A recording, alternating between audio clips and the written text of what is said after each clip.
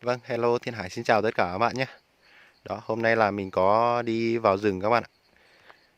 Là mình bước qua đây này.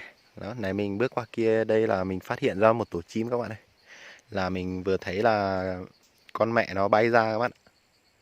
Tại vì mình bước qua nên nó động chim mẹ bay ra mình mới biết thôi. Là tổ chim này nó làm rất là kỹ luôn. Đó, để mình quay cận cảnh cho các bạn xem nhé. Đó, nó làm ở dưới gốc này đây. Đó có 3 quả trứng nhé các bạn. Đó, như kiểu trứng chim cút nhưng mà là không phải là chim cút đâu nhé. Mình vừa thấy chim mẹ nó bay ra rất là bé thôi. Đó, đây, lần đầu tiên là mình thấy tổ chim nó làm dưới đất kiểu vậy luôn á. Đó, rồi. Mình không biết là chim gì luôn các bạn. Là chắc cả là bây giờ mình sẽ đặt dấu camera ở đây là xem chim mẹ nó có về ấp không nhé các bạn. Đó, xung quanh là toàn mấy cái lùm cây này này.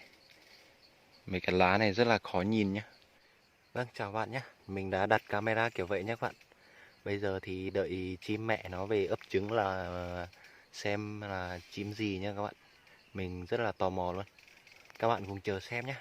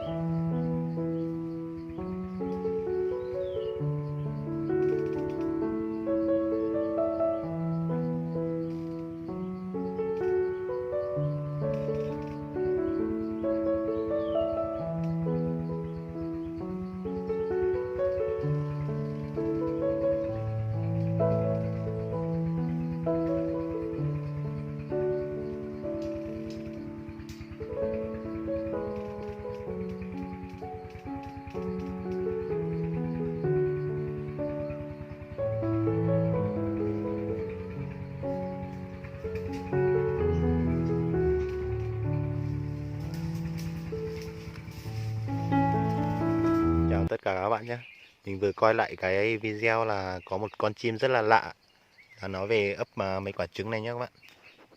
Đó, là mình không biết là chim gì luôn các bạn ơi. Nó làm ở dưới gốc này, mấy cái tán lá này rất là khó nhìn luôn này.